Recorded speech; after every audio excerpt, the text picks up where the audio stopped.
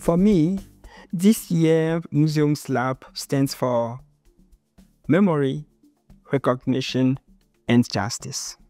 The Museum Lab is dynamic, encouraging, innovative, engaging, transformative, innovative, collaborative, powered by exchange. A contemporary reflection on what museums are. We are also thinking about what they were, and most importantly, on what they could be.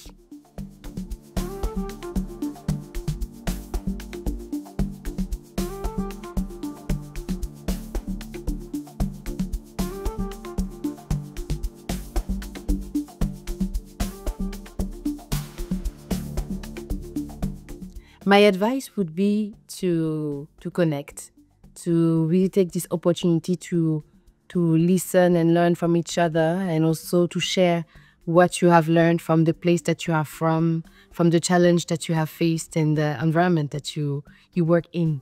Connect. A fantastic network awaits you that consists of museum experts and alumni throughout Europe and Africa. Second, get inspired.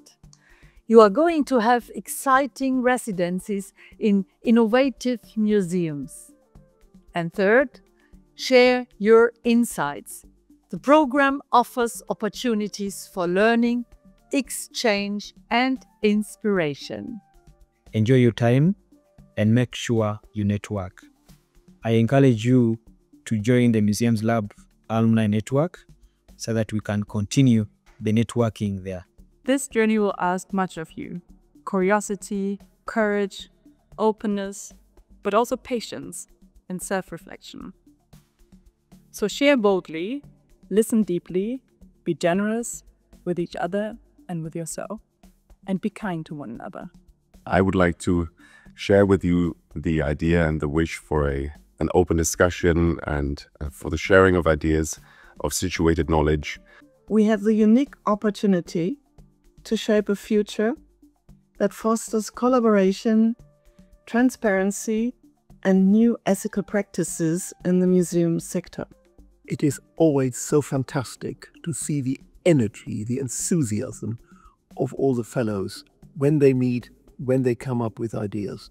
So please, please be open to the other, to the ideas, engage, and really share what you can contribute.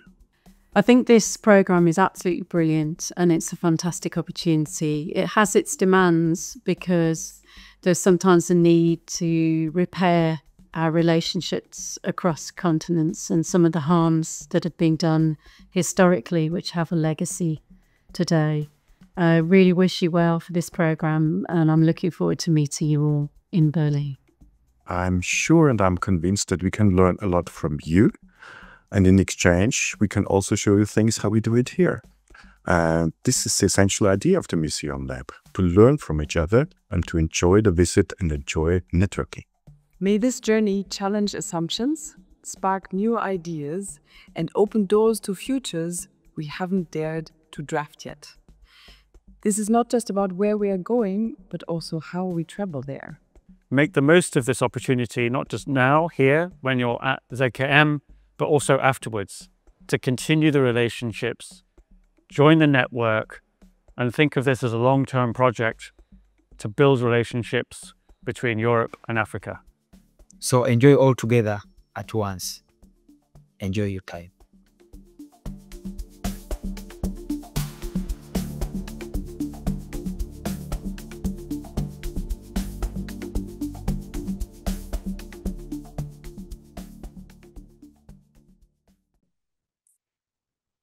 Hello and welcome to the MuseumsLab 2025. My name is Gita Hermann, and I am one of the curators of the Museums Lab 2025. I would like to start with warmly welcoming the fellows of 2025, alumni of the Museums Lab, partners, funders, team members, and of course the audience watching on YouTube. Thank you all for joining us today. As we kick off this year's program, I would like to start with a few words about the Museums Lab. The program was initiated in 2021 by Museum für Naturkunde Berlin, the German Academic Exchange Service, DAAD, the African Consultancy Group, the Advisors, the University of Applied Science, and the German Federal Foreign Office. The goal was to create an exchange program for museum experts from Africa and Europe and to facilitate connections that bring together individuals, institutions, and nations across two continents, but always starting from a personal contact. The Museums Lab tackles subjects surrounding the decolonization and the future of museums and asks questions such as, what role can museums play in shaping a more just and reflective future? How can restitution become the groundstone for building bridges? Or what will the museum of tomorrow look like? The Museums Lab's approach is to foster joint learning, unlearning, and perspective exchange to shape meaningful futures of museums in both Africa and Europe. This year is a very special year for the Museums Lab as we are celebrating the 5-year anniversary of the program. In the past 5 years, we achieved quite a lot, I can say. We had 196 fellows participating in the program. We had more than 80 museums opening their doors to fellows of the Museums Lab. We had 550 hours of program that were carried out. We had more than 300 speakers sharing their experiences. And we had fellows from Africa and Europe. To be precise, we had fellows from 26 different African countries, and we had fellows from 22 European countries. As a fellowship program, the Museums Lab starts with a digital module, followed by a module that is carried out in Berlin. And we end with a final module in a country of a rotating African partner museum. In the last years, the Museums Lab was hosted in Cape Town, Nairobi, Accra, and this year, the Museums Lab fellows will meet in Addis Ababa in Ethiopia. Furthermore, the fellows are paired in tandems of 2 and welcomed for a 1-week residency in one of our 55 partner museums in Africa and Europe. This year, the Museums Lab has a thematic focus. The thematic focus of this year is colonialism and resistance. We decided for this focus as this year's partnering country is Ethiopia, and Ethiopia is known to formerly never have been colonized. But beyond this historical aspect, we wanted to approach the topic of resistance not just as a reaction to colonialism, but also as an idea of reimagination. During the different modules, resistance will be approached from different perspectives. For example, in Ethiopia, resistance is portrayed in monuments, but in Germany, resistance is often an act against an established colonial monument. We also would like to look at exhibition practice and how acts of resistance have been made visible or systematically erased. Now I would like to shine a light on this year's logo. You will notice that it is made up of different parts that shape the letter M. It was designed by Tsegav Tesfa, a renowned Ethiopian graphic designer who won our open call. The different elements display the Museums Lab mission and values: resistance, diversity, respect, and cultural sensitivity, as well as learning and advocacy. Now, I would like to introduce you to our main partners who collaborated to curate and implement the Museums Lab. As I mentioned before, the African Museum partner rotates every year, and this year we have the partnering museum of the Museums Lab is Yimtubezina Museum and Cultural Center. Yimtubezina Museum is an independent private museum and historical institution located in Addis Ababa. It strives to be more than a collection of unique cultural objects, and it is dedicated to creating a vibrant, interactive learning experience through events and exhibition. The European partner museum of the Museums Lab is the Museum für Naturkunde in Berlin. It is one of the most important research institutions worldwide in the areas of biological and geological evolution and biodiversity, and its mission is to discover and describe life and Earth with people and through dialogue. The academic partner of the Museums Lab is, since 2021, the German Academic Exchange Service, the DAAD, and it is the world's largest funding organization for the international exchange of students and researchers. And also for the German Academic Exchange Service, it is a special year this year. They are celebrating their 100th anniversary. So congratulations to that. Since it was founded 100 years ago, around 3 million scholars in Germany and abroad have received DAAD funding. The Museums Lab also has an international academic committee, and this committee includes experts on topics related to the Museums Lab, including partners from previous program years, providing professional guidance to the program. I would like to introduce you to two more entities of the Museums Lab. The Museums Lab Alumni Network is a network that represents alumni from all program years and not only continues conversations and projects initiated through the Museums Lab, but also advises the Museums Lab in strategic and curatorial decisions. We also have a partner museums network, which brings together institutions that have been selected as residency museums since the program's inception, as well as those that have applied to take on this role. As core contributors to the residency component, they play an essential role in anchoring the Museums Lab within institutional practice and shaping its collaborative structure. Since its launch in 2021, the network has grown steadily, and as of 2025, it includes 55 member institutions from Africa and Europe. Before I give the floor to my dear co-curator Abel Asefa, with whom I've been working together in the past months to prepare this year's program, I would like to say a very special thank you to our funders and supporters. The Museums Lab is made possible through the funding of the Federal Government Commissioner for Culture and Media and the Federal Foreign Office of Germany. We deeply appreciate your support. I would also like to extend this thank you to the team. As you can see on the slide, there are many people involved in the organization of a program like the Museums Lab. And this morning, we had the pleasure to meet this year's fellows as part of our internal kickoff.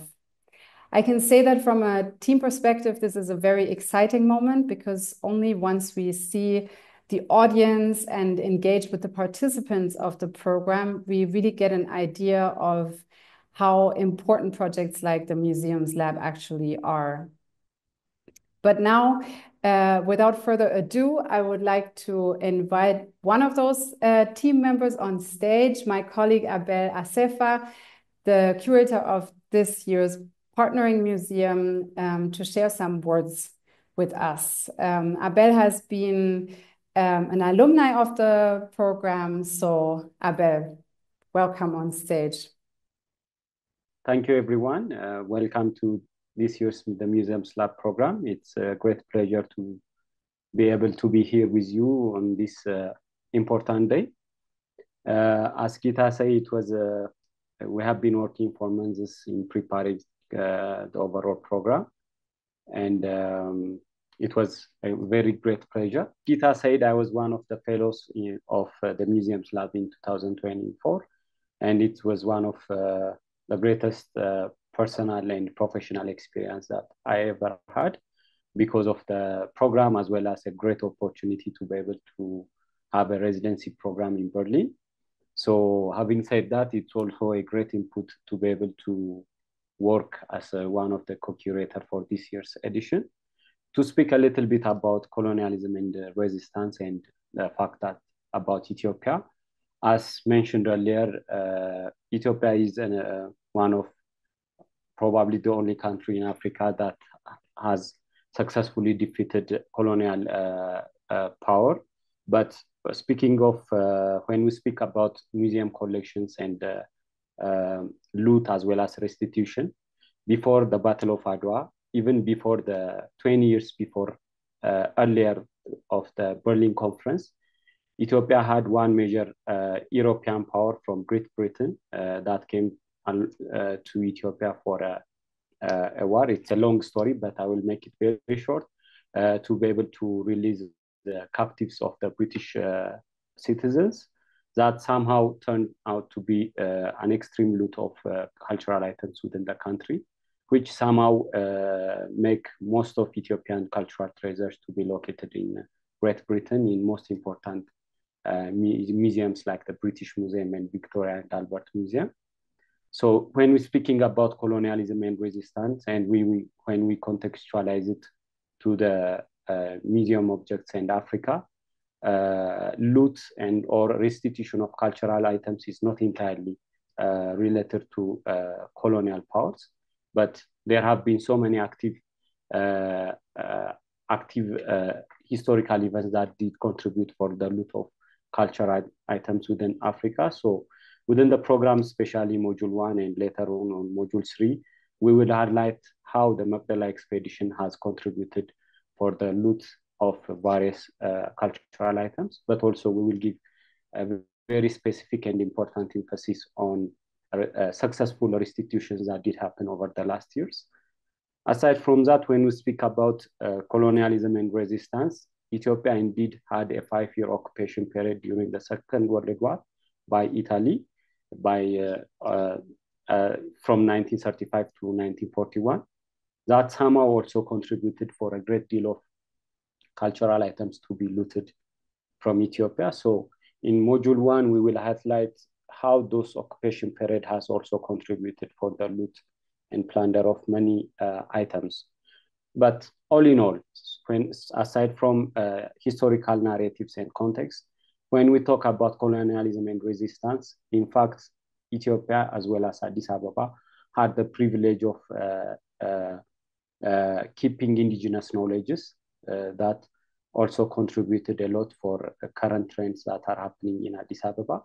So in Module 3, for example, we will focus on 2 institutions that are keeping indigenous knowledge alive and making it to the next generations, as well as we will focus on how the colonialism and resistance also contributed for indigenous archives, and also the fact that one of the things that make Addis Ababa unique is it's a non-colonial city that are a very indigenous city, which also contributed for our program to be able to entertain and context how the concept and theme of this year's Museum Lab could somehow be related to Addis Ababa in the overall context. Lastly, and most importantly, Addis Ababa, especially Ethiopia at the time of 1960s, was one of the backbone country that led many Pan-African movements within the continent. that somehow also contributed for OAU, the Organization for African Union, to be established here in Addis Ababa. It was Nkrumah, Jomo Kenyatta, and other prominent leaders, of course, including Emperor Haile Selassie, that contributed for the organization of this important continental organization, which later became now African Union. So all in all, along the curatorial process, we have been talking and entertaining in these concepts. So this is how we have contextualized the Ethiopian way of colonialism and resistance. And of course, it's a great pleasure as well as a great experience, because as I was one of the fellow from last year, it contributed a lot how we can make it alive, the program, to all fellows, how to make it not only a sharing, but also a networking experience for all fellows. So it's a great pleasure again to be able to be work with all the Museums Lab. And once again, welcome to the Museums Lab 2025. Thank you. Thank you so much, Abel. I now have the pleasure to introduce one of our two keynote speakers with me on stage. Injonge, you are a Rwandan researcher, poet, and musician, and currently a doctoral researcher at KU Leuven. With over a decade of experience designing and leading health programs across sub-Saharan Africa, you've always worked at the intersection of disciplines. In 2019, you founded the Hamwe Festival in Rwanda, which brings together health and culture through film, podcasts, and museum partnerships. Your current research explores how access to cultural heritage, especially African museum objects linked to colonial history, connects to well-being and collective memory. You will now start today's keynote about the intersection of cultural heritage with health and well-being in the context of resistance and colonialism. And I'm personally very much looking forward to hear what you have to say about this topic. Welcome, Injonge. Thank you, everyone. Thank you to the organizing team, to this very exciting event. And also it's a real honor to contribute to the opening of the 5th edition of the Museum Lab. It's have been already a great experience to be part of the academic committee, and I'm very excited to interact with the group of fellows who I say congratulations for being here and being selected. As Paula said, it's a very competitive program, so well done. And yeah, let's go. So my name is Injonge Karangwa, and I'm a researcher, a cultural operator, and my professional background is in global health policy, and health programs. So over the year, my practice has led me to museums, and I came because of my background and the things my research look at. To have a focus mostly on people and how those spaces and their practice have an effect on people well-being and people health, rather than on the object or other important things that exist in the museology thinking. So I have particularly worked on studying ways cultural heritage institutions can affect health, sometimes positively and unfortunately sometimes negatively. My work explores how this space might be reimagined to contribute to the creation and the transformation of systems, the creation of new relationships that are sustainable, that are more equitable, and that convey social and epistemic justice. So systems that are capable of supporting and contributing to healing and repair. As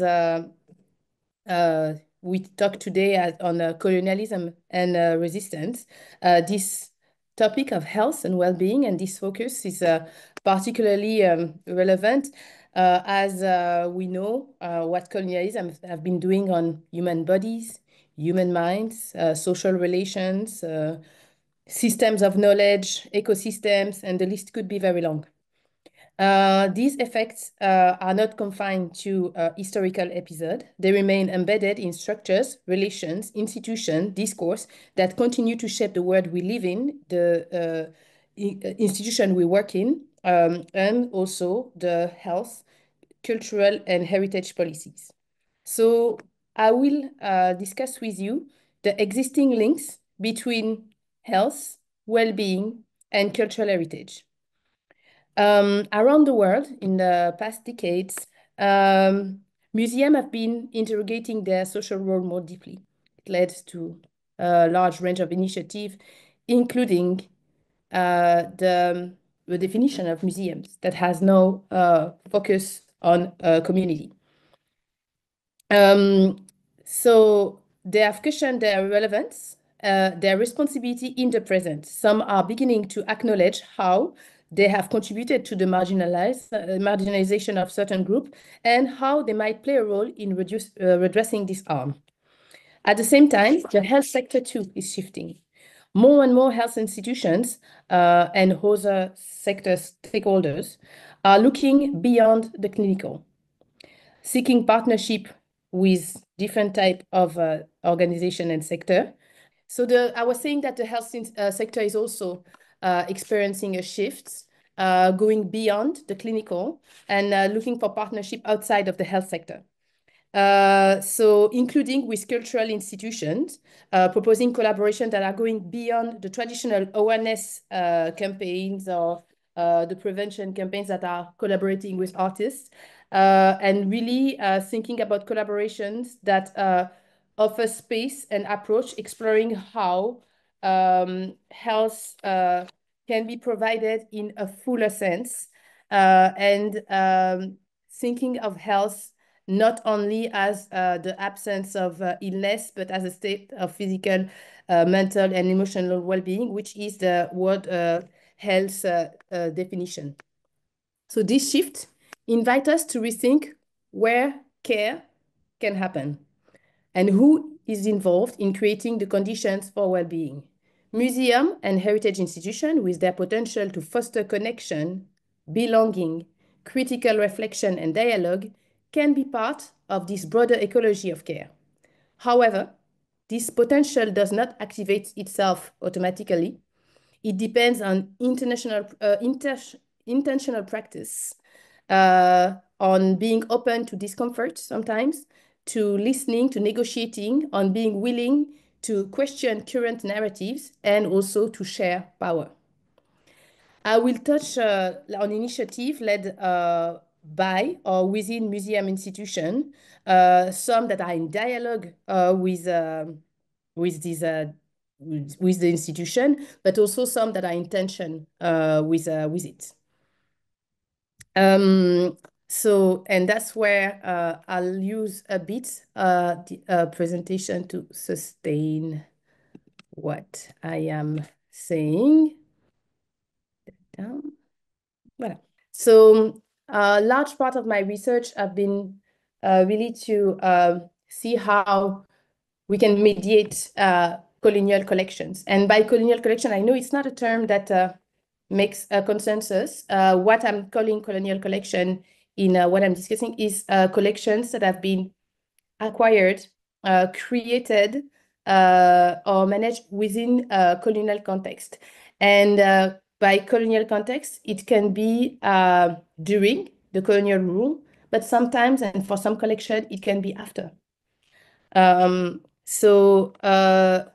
how with those collections that are have been collected or managed in a way that would convey structural violence, colonial violence at least, how from that we can, despite all the tensions that are around them, create well-being, and for who also. So I will delve first on what is well-being, what is health. So I was saying the the definition of health a bit earlier. Health is a state of complete and physical, mental, and social well-being, and not merely the absence of disease or infirmity. So that's the framework. It's a definition that has limitations. There's a large body of literature on that. That's still, to date, the framework to which the health sector is thinking its interventions. And for at least the sake of the discussion we're having, this definition is sufficient. You see also that well-being is within this definition. Well-being is also a term that doesn't have a full consensus on what it is. And that's a larger issue because I don't think sectors agree on what well-being is. It's also a term, an exception that would vary across cultures, across time period. And that's also something, because of its subjectivity, that is quite difficult to measure. So it's important once we want to have an impact on well-being to really acknowledge actually those differences, because in many programs targeting well-being, then we let people decide what is improving their well-being or what harm them. It's something that requires some level of self-evaluation. And so that's something that has to be thought of too, as we have these relationships on experts and people we serve. How do we understand well-being? Whose well-being we are targeting, and how do we measure that? And how people are involved in defining their own well-being. So, in the context of our discussion on colonialism and resistance, we can observe how colonialism has deeply impacted well-being of the colonized people. I think that later on there will be some discussion on the work of people like Frantz Fanon, Mbembe, and people that have demonstrated how well-being has been affected, and through how also it's still it's a continuing process, and how institution plays a role on that. What I used to talk on health intervention within museum and how well-being is measured in the work that I do is the socio-economic determinant of health. They are defined as non-medical factors that non-medical condition in which people live from conception to death, and the system that shape those conditions. This include income, environment, so many things. And it's very important because intervention on the socioeconomic determinant of health account for 30 to 55%. It's a very large range, but with a large range of the wide of the world and a large range of health intervention. That's how close WHO could get. So it has more impact on the health of people than the clinical. Where it's very important, because it means two things that I believe are important. Is one, it means that if you want to improve the health of people, of populations, you have to make sure that they don't get sick. It's far more efficient than curing them. And the second one is that non-health sector intervention have more impact on people's health than health sector intervention. Makes sense, actually, when we think about it. What we eat from the agriculture sector, how it's stored from supply chains, what we do at school, all of that have more impact on our health than the activities of the health sector. So quite important. Access to culture and access to cultural heritage are determinant of health. Measured in many ways, what I would discuss today is something that is called cultural continuity. So When a culture's meaning, value, and other aspects resist time and are transmitted to the next generation, it's called cultural continuity. Cultural continuity affects health positively. A cultural interruption affects health negatively. We're talking about health in terms of in terms of physical health and in terms also of mental health. Example, in Canada, there's been some quite revealing studies that were done on First Nations group that were affected by colonialism differently, and so cultural continuity in their groups was affected differently. Some groups have a total interruption, and the health indicators in those groups are not as good as the health indicators in groups where there was some sort of cultural continuity. And its impact on mental health, depression, other pathologies, and also on physical health, non-communicable disease, diabetes, and all of that. So there's really difference in prevalence and disease burden for those pathologies. So quite important on what can be done with cultural continuity.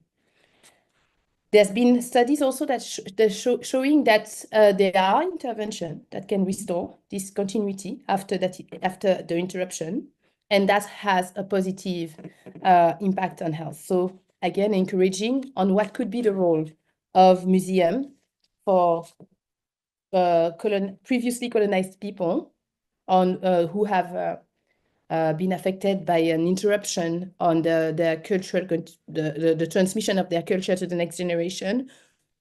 Interventions can be done to restore continuity and to improve their health.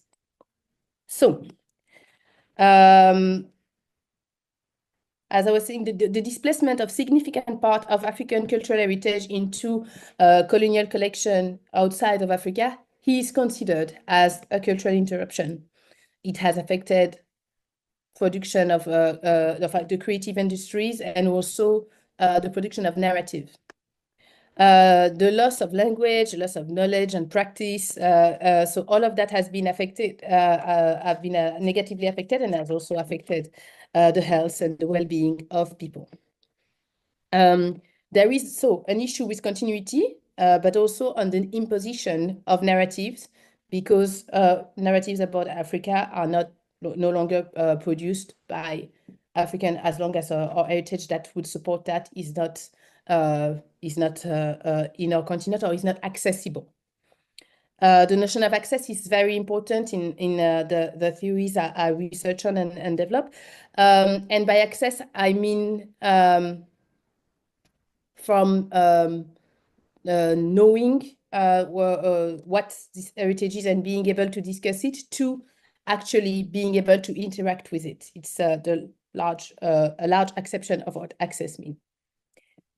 So in recent years, particularly in Western context, well-being has entered into cultural policy and institutional discourse. Some museums now explicitly integrate well-being into their mission, conservation strategies, and communication. Initiatives, for example, like museum prescriptions, have been shown great results in Brussels, Montreal, some work also in the UK.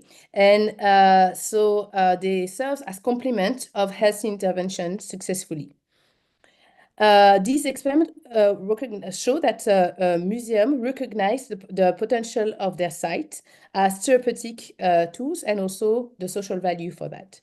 In other words, access to cultural spaces is increasingly understood, and not only as a right, but also as a form of care that can be entering in practice.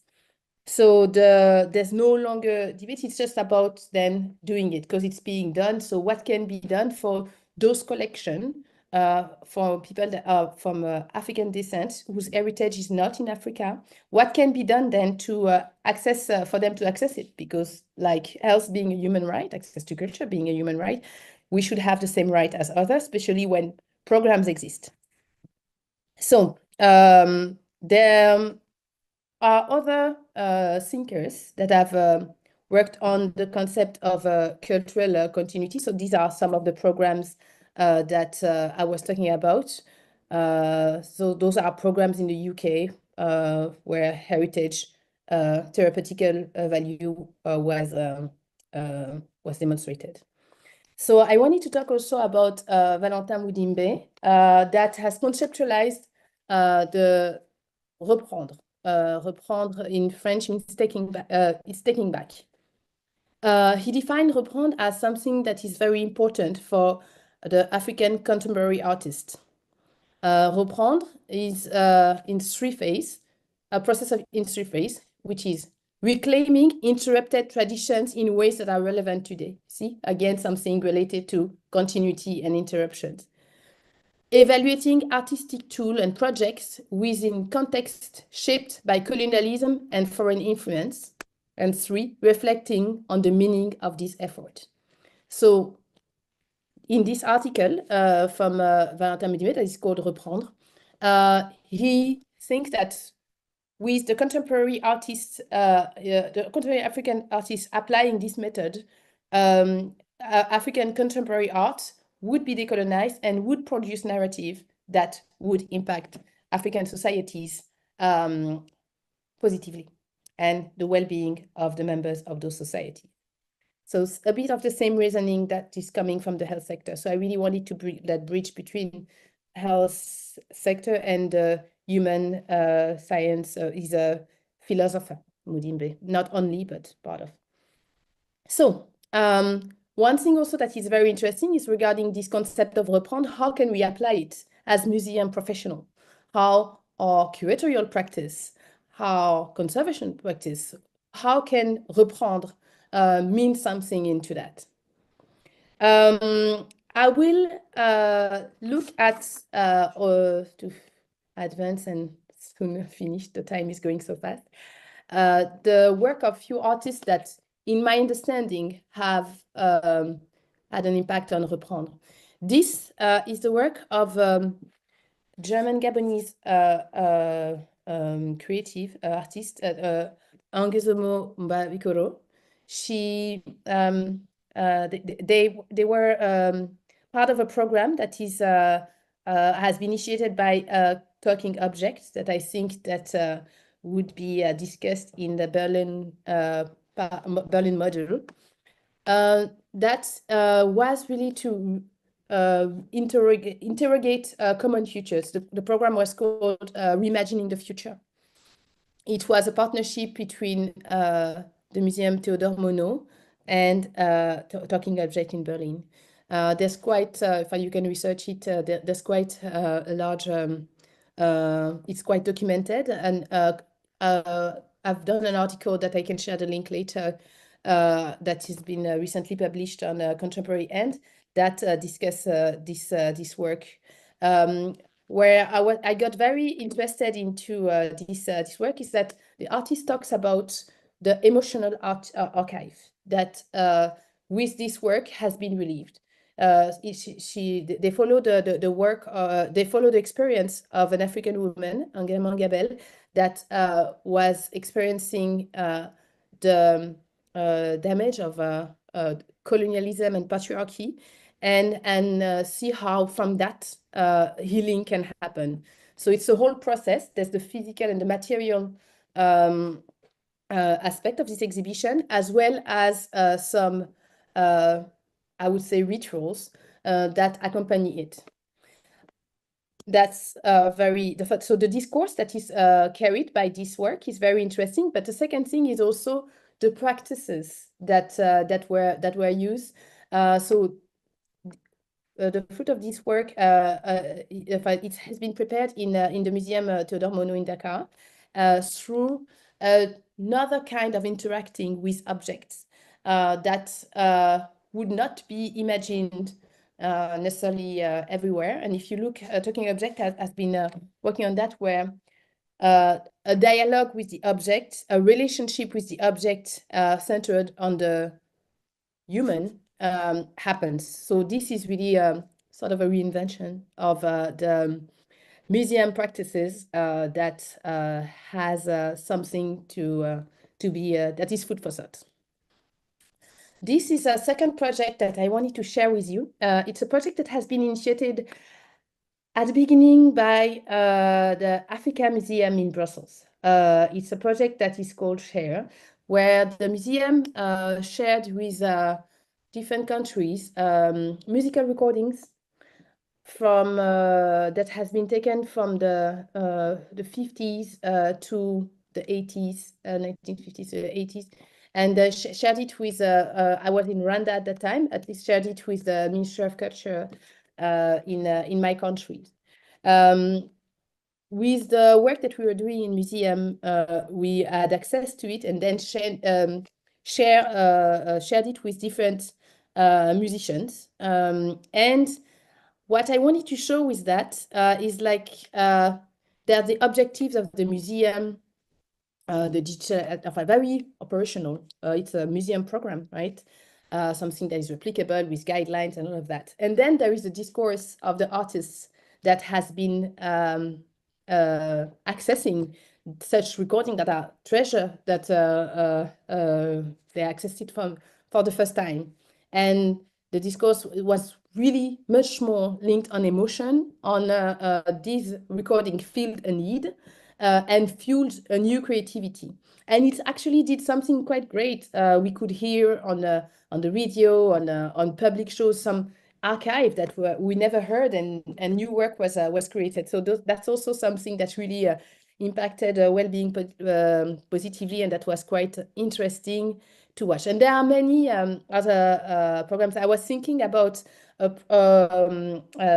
previous fellows, actually, some people that are part of the MuseumsLab alumni that worked on a project that is called the Milele Museum, that among other things, it's a large project, control the fact that engaging in restitution discussion is quite difficult for individuals. It's things that happening from state to state, or at least from institution to institution. But individuals have difficulties to enter into such discussions, but they have a connection with the heritage that should be that they would like to see restituted. And so they created a platform, a very interactive platform that is looking at access. And there's a discourse around digital restitution that I found is quite interesting, and that generated a lot of positive discussion in the youth, the Rwandan youth that had access to it. So that's also a project to follow. Okay, so I reached the end of my intervention, and I'm looking forward to exchange with you later on.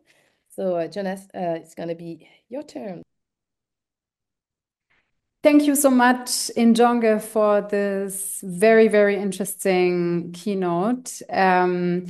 I will hand right over to Jonas, who will pick up on some of the aspects that you touched, but also elaborate from his own perspective. Jonas, you are a socio-cultural anthropologist and director of the Berlin-Brandenburg Office for Everyday Culture at the Humboldt University. You have earned your PhD at Cambridge, focusing on German theater and migration, and have held research positions at CAMA, UCLA, and the Institute for Art History in Florence. You're also the co-editor of Awkward Archives, ethnographic drafts for a modular curriculum, a publication that reflects your broader interest in how museums and archives can be rethought through collaboration, critique, and experimentation. Your work brings together research, performance, and curation, using cultural spaces to question Eurocentric narratives and explore how we can confront the past while shaping new futures.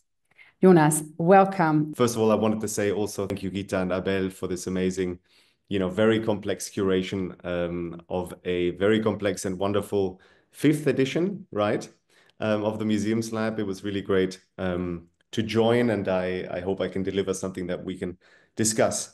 It is, as Injonge was saying, quite humbling, to say the least, to share some thoughts, not least because the task that we've been given is a bit daunting, not only to begin this edition, and it was for that reason that we decided to do it in dialogical form, or at least in a sort of ping and pong form, which is appropriate, I think, also to the polyvocality and the many conversations that you will no doubt all have during the coming encounters. And I'm really excited to meet many of you, those that I have not met yet, because I've seen many familiar names in the list, and I'm very much looking forward to this. So we see our presentations today less as a keynote, perhaps, and maybe more as an impulse, one of many to come, to raise some questions, introduce some problems, and certainly, I think, not to offer any solutions, at least not for my part. In that sense, our keynote perhaps is written less in a major and more in a minor key, if anything, and perhaps more like a provocation in a jam session, which will ensue in the coming days, months, and hopefully also years. I will share a small PowerPoint and was told that I would be able to do this from my screen here. I hope you can see the PowerPoint. Yes, wonderful. It's working. So to continue with the sonic metaphors, I want to cite a wonderful polyvocal curator and friend of many of ours, Bonaventure Sobejeng Dikung, that Paula already referenced, and to go into a little bit more depth into something that he said, which really strikes a very important chord, and I think sets the tone for many of our discussions. So in his pamphlet, Those Who Are Dead Are Not Ever Gone, on the Maintenance of Supremacy, the Ethnological Museum, and the Intricacies of the Humboldt Forum, published in 2018, originally in South as a State of Mind, and then with Archive Books, Bonaventure writes the following: I would like for us to think of the body as the primary museum. If a museum is a space in which knowledges are kept and disseminated, then the body is that quintessential space of cognition and experience. How then does this primary museum of the body encounter the secondary museum, which tends to be those spaces in which objects are conserved? How does the secondary museum reflect on or influence the primary museum? If the secondary museum becomes a site of concern, of insult, of epistemic violence, a site also of the erasure of histories, a site of hubris, then what impact does that have on the beholder, the visitor, the citizen, the human? In other words, each of you and us carries with us an archive, a collection, a curated narrative full of traces, pasts, documents, of erasures, silences, and gaps. Each of us, each of you is an archive, and each of us, each of you, and each of our encounters with an archive or a museum will thus be different, because our archives of the body, of the mind, of memory, and emotion are situated and therefore respond differently. Together with my colleague Margareta von Oswald, who was curatorial research fellow at the Mindscapes project on mental health and museums that I think Injonge referenced, or at least in our discussions beforehand, and who is now responsible for questions related to knowledge exchange at the Käthe Hamburger Kolleg Inherit here at the Humboldt University, we edited an open source workbook that we called Awkward Archives. And in this book, we mobilize poetess Mary Capello's understanding of awkwardness as, quote, a reminder of impending disorder, the object awkwardly placed or awkwardly posed that throws off the arrangement. It is precariousness and danger. Awkward archives, or awkward archives in museums, then are archives that are, and I quote again, difficult to deal with because the tensions they provoke depend on the positionality of the persons or communities that confront and use them. What may seem dumb and funny to some may be violent for others. What may seem deviant is someone's lived reality. What is unknown to one person is another person's canon, end of quote. Put differently, the museums and archives and collections and objects and also people that we will be addressing over this edition of the Museums Lab will be infused with different qualities for different people.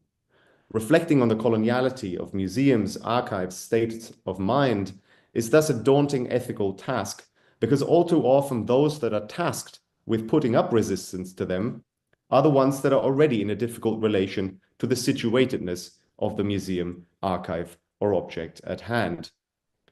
Thus, before speaking about colonialism, coloniality, and resistance, or resistability, we need to begin with asking ourselves, am I capable of confronting this museum, this archive, or this object? Am I willing to do so? And for whom am I putting up resistance to it or them? In whose name? For whose purpose? In other words, the question of colonialism, coloniality, and resistance is a situated and ethical question that cannot be answered in a straightforward way. It is a question that begs an infrastructural investigation of the poetics and politics of cultural archives, rather than a mere attention to questions of representation. It is not only about what is shown, who curated, who sees, but in whose name, with what purpose, to what intention. Of course, resistance is futile when that resisted against is unsolvable, unchangeable. Artist and thinker Kara Attia, whose work I'm showing here in the slide, whose work and thought already suffused indirectly some of the previous comments, has offered us this problem in his work with particular force, suggesting a complex reflection on the notion of the irreparable. It is not up to us, he might say, to repair, heal a wound so that there is no trace, no scar, or no mark. Rather, attending to the inextricable link between injury and repair in the wound itself is part of the process of healing. The wound itself, the scar itself, will be eternally linked to injury, and it is futile to try and erase it. In this sense, repair is a process of return, of revenance, which will never completely give in to a logic of progress. Repair is an endless process of regeneration and returning, of cell death and cell generation, apoptosis, since we can't ever skip to the pre-injury of trauma or the pre-injury of violence. This is also Françoise Vergès' contention in her work, Programme de désordre absolu, décoloniser le musée, and the reason why she speaks of the impossibility and undesirability of the decolonization of the Western Universal Museum. There are few writers and thinkers who were more aware of this complex relation between coloniality, violence, and injury, and of its relations to mental health, resistance, and trauma than the Martiniquais Frantz Fanon. The Fanon, who joined the Force Française Libre to fight the Nazis in Europe at age 19, went on to study psychiatry in Lyon, later directed a clinic in French Algeria, and ultimately in 1956 joined the Front de Libération Nationale in its armed struggle against French colonial rule. And I believe the slide has already been shared. Few writers have had the embodied, situated competence. Sorry, can I just make sure? Yeah, okay, we're on a dying colonialism. Okay. Few writers have had the embodied, situated competence to understand, as he did, the effect of colonial violence on both colonizer and colonized. Or, as he puts it in his preface to Studies in a Dying Colonialism, quote, "What the Algerians want is to discover the man behind the colonizer.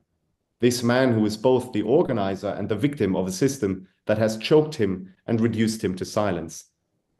In his essay, Algeria Unveiled, in this book, analyzing the immense sexual and gendered violence of the French colonizers against veiled women and the potential threat they posed in the later armed resistance, which is so forcefully and brutally illustrated in the 1966 film The Battle for Algiers, Fanon writes, "The phenomena of resistance observed in the colonized must be related to an attitude of counter-assimilation."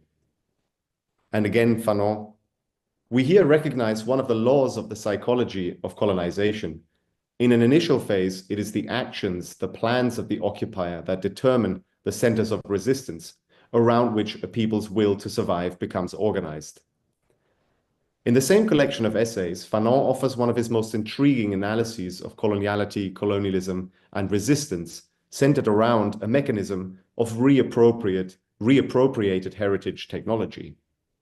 I discussed the essay in an open access publication that I co-edited with Markus Messling, director of the Käthe Hamburger Kolleg for Cultural Practices of Reparation, and the book, which I will show you in the next slide, is called Minor Universality, Rethinking Humanity After Western Universalism. Yeah, there it is.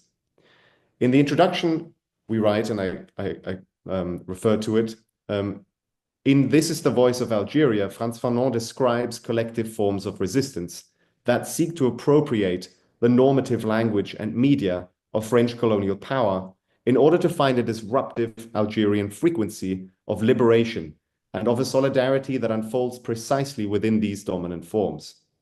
The Algerian resistance, Fanon notes, exploited the French medium of radio, which was essentially the instrument of colonial society and its values.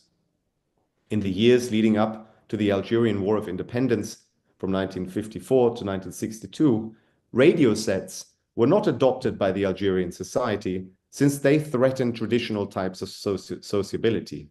Moreover, as Fanon points out, for a European to own a radio is to participate in the eternal round of Western petty bourgeois ownership. For the French occupiers, the radio reminds the settler of the reality of colonial power and by its very existence dispenses safety, serenity. The radio, in other words, was a system of colonial information and civilizing standards, presumed to maintain a regime of power and to keep the colonial situation safe and sane. Just before the Algerian War, this radically changed. On the 1st of November 1954, when Algeria joined the anti-colonialist Maghreb Front, radio sets were acquired. Quote, "The Algerian who read in the occupier's face the increasing bankruptcy of colonialism felt the compelling and vital need to be informed. It was at this moment that the Algerians organized themselves in the medium of the French occupation. The European, after 1954, Fanon writes, knew that something was being hidden from him. By the end of 1956, Algerians bought radio receivers and broadcasting schedules, as well as wavelengths that were distributed, announcing the existence of a voice of free Algeria. The medium of the colonizer, in other words, became a medium of opposition, its function deterritorialized, its acts politicized, and its horizon the creation of a community that resists and that is yet to come.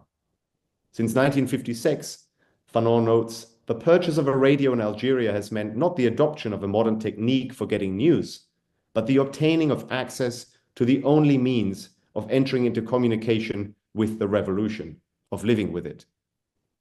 The French realized this prohibited radio. They realized this and prohibited radios and even battery sales. They shifted to engage in sound wave warfare, as they detected wavelengths of resistance, jammed the programs, and rendered the voice of fighting Algeria temporarily inaudible. The medium of power became itself a battleground for resistance. The resistance distributed new wavelengths, Algerians tuning in for periods of 2 to 3 hours. Over the course of one broadcast, frequencies shifted several times. The bits of news that got through were distributed by word of mouth, retold and redistributed. Imperfectly heard, obscured by an incessant jamming, forced to change wavelengths 2 or 3 times in the course of a broadcast, Fanon notes, the voice of fighting Algeria could hardly ever be heard from beginning to end. It was a choppy, broken voice. La voix de l'Algérie libre et combattante thus itself became a medium of battle within the language of power. Liberation, as Fanon has shown in his phenomenological analysis, not only means inscription into the dominant medium, but always, too, an emphasis on what is one's own and on the discourse of struggle. The radio of the Liberation Front is thus transformed from a weapon of repression to the disruptive noise of resistance. Under these conditions, he writes, claiming to have heard the voice of Algeria was above all the occasion to proclaim one's clandestine participation in the essence of the revolution. Fanon thereby gained an unadorned view of a painful dilemma. Illuminated by violence, the consciousness of the people rebels. Yet any repair of the self, any self-reparations, are only a first step towards a new social order. it is true to say that independence has brought moral compensation to colonized people and has established dignity, but their time to elaborate a society, Fanon writes, or to build up and affirm values has been cut short. In this context, then, processes of resistance related to liberation are the moments in which solidarities become visible that lie beyond the self, and in which the weapons of the weak were crafted from the weapons of the oppressing. Fanon's work, and I'm coming to a close, on the fight to repair the colonized trauma through the resistance in dominant media, through the reappropriation of heritage and cultural techniques, offers perhaps a slightly indirect path to think about the topics and the questions that Injonge raised. But his thoughts, at least, continue to resonate for me.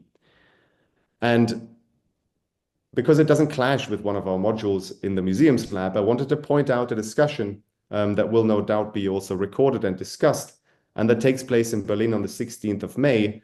And that is a presentation of the recently released book by Adam Schatz called The Rebels Clinic, The Revolutionary Lives of Frantz Fanon, in which he asks why and how Fanon's analysis of colonial oppression and anti-colonial resistance remains so pertinent for anti- and decolonial movements today.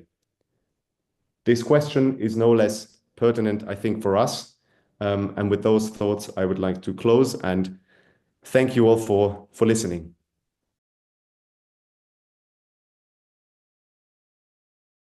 Thank you, both of you, for wonderful keynote talks.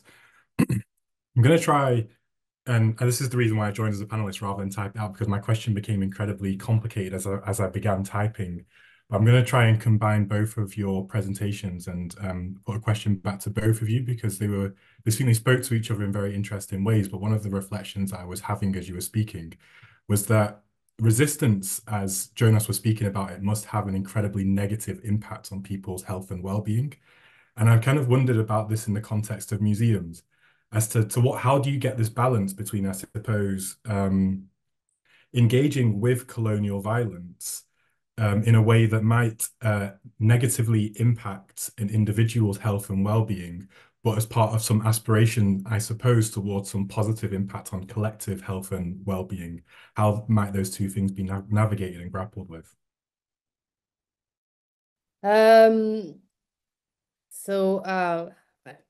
I guess that for that, people would find the resource that they have. I would say that any answer that I would give would not be something that is necessarily applicable for everyone. I would say what I do. I do believe that focusing on flourishing well-being in face of colonial violence is very much of a resistance. So we're not responding.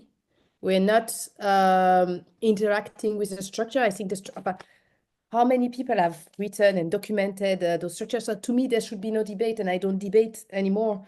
I create things to the best of my ability, programs or my research or whatever, or sometimes when I write, that are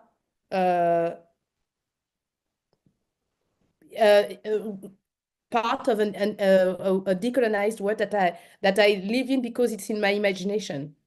So that's a bit of the process that I'm trying. So I would say that decolonizing our imaginary and functioning into that and focusing on that rather than on a response would be my method. It's not working every day.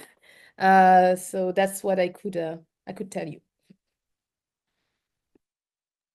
Yeah, thank you for this question. You disappeared from our screen again, but I think the question that you raise is incredibly important, and it's something that I try to address at the very beginning by introducing this notion of awkwardness, which of course works with and through concepts of such as difficult heritage or sensitive collections, sensible Sammlungen, and so on.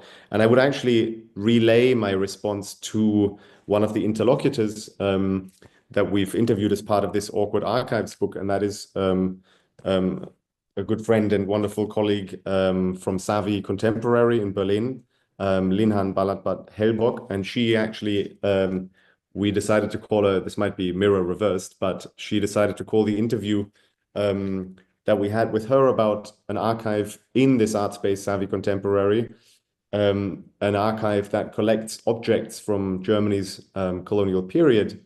She decided to call this interview Sites of Unwell Being. The reason why she did that is because she said, and I will quote her here, there are pluralities of what an archive can be.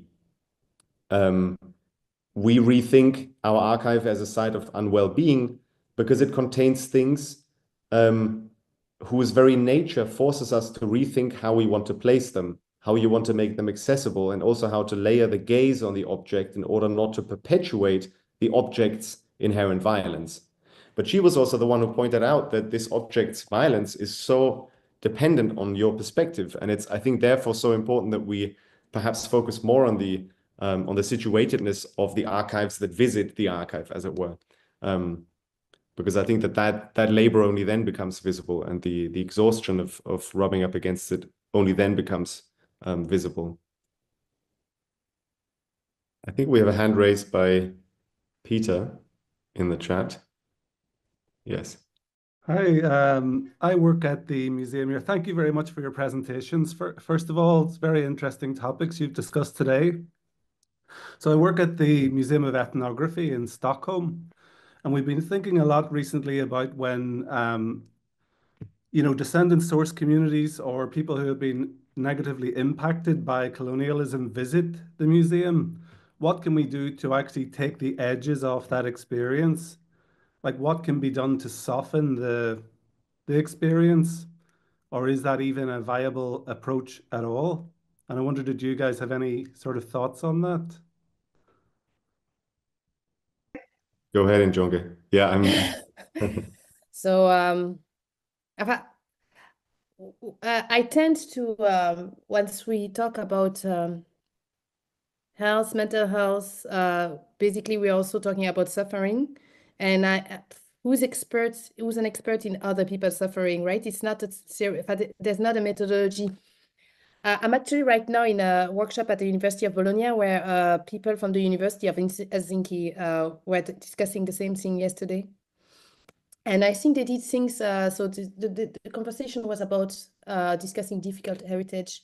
And it was an example of an exhibition that will soon be, next year be out in the University Museum about the populations, the marginalized population that have been used in research. So super complicated topic. Also on this practices, university practices, in addition to colonialism. I mean, it's very bad. And I think that what they did, I don't know how much you can relieve trauma rather than recognizing it and interacting with it, because that's most of it's not the only way to heal mental health, but it's through that. You see, therapy is a dialogue. It's about redefining your trauma in the present and putting another meaning for it to you, but also in collaboration with someone and in the society in general, especially for collective trauma, like what colonialism does. So I wouldn't talk about another group trauma, right? But involve them. I think they would be the one having the answer on what does it do to them? People don't have the same relationship with it depends on who you are, how close you were to the colonial violence. So that's why I think moving out from the theory, but having very practical discussion and experience very close to the ground and the people would be the way to have any type of healing, and also on another relationship, right? You don't want I don't know what you want, but an expert visitor relationship, would it be appropriate, or would it be some sort of a practical and participative experience?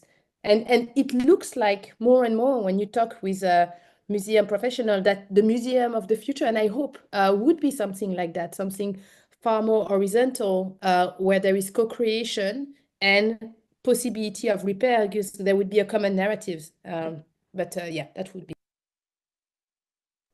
Yeah, if I could maybe offer some thoughts. I mean, this is a really great question, and I'm sure, and I know that there are many of the fellows who actually have responses to this themselves, and that we will be discussing, which is maybe why I'd like to make reference to one or two of my experiences actually in museum spaces that were both negative examples perhaps and good examples of it. I mean, I think certainly one thing that doesn't work is what has been decided to do in the let's say afterthought entry to the ethnological museum exhibition in the Humboldt Forum, which is to, as it were, add an explanatory preface that says we have a wide frame of reference, mea culpa, but the rest stays the same basically as we've done it. I'm putting it very crudely, and I'm sure I'm offending some people. That's not my intention, but just to say I don't think that that representational strategy is the solution. Instead, I had the fortune of participating with some of my students in a workshop organized by Sara Chiesa, who's one of the fellows this year, and with Paul Bassou. And the museum in Milan, the MUDEC, decided when it received a collection that was possibly difficult, possibly problematic, to open up a workshop with students, with experts, and essentially to discuss what to do with it. So really to show its own process of doubting, of reflecting on it. I've often proposed already, and many people have as well, that the Humboldt Forum should have had the installation doubt or Zweifel on top of it to turn it back into a palace of doubt, because I think it's these processes of sharing one's unfinished business, as it were. And the other thing I wanted to mention is a wonderful student of mine, Elena Weid, wrote a thesis on the role of gaps, Lücken, in which things are left unfinished or things are taken out to point out precisely to the unresolved ethical queries, so that they don't necessarily confront you straight away without your, as it were, consent, but they invite you to see that there is an issue and then to make that step consciously to follow up.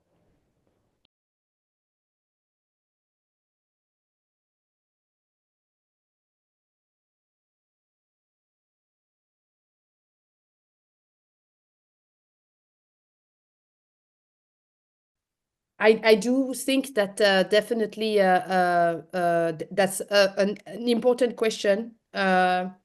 Institutions, I hope, are taking measures, offering a support service.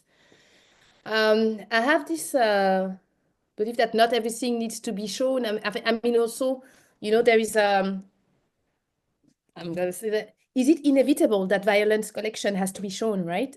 So if I would be able to, I'm able to think that far, but institutions should have internal dialogue. That's the only thing I could say. Maybe just to add, I think it's a really, really important question, because we're not in any way, I think, opening up binaries of, you know, good or bad, inside, outside. I don't think that's the point at all. I think that many institutions, that's part of the reason for the Museums Lab, are reflecting exactly on, as it were, these toxic traces and the difficulties of them. And I mean, quite literally toxic traces. It's not that we're just dealing with objects with violent histories, but objects that, you know, have been sprayed with toxic materials, and that actually pose a direct threat to the health, as it were, of curators and people working, museum professionals working in these institutions. But I think, you know, this is part of the importance of thinking infrastructurally about these questions, and not just at a level of representation.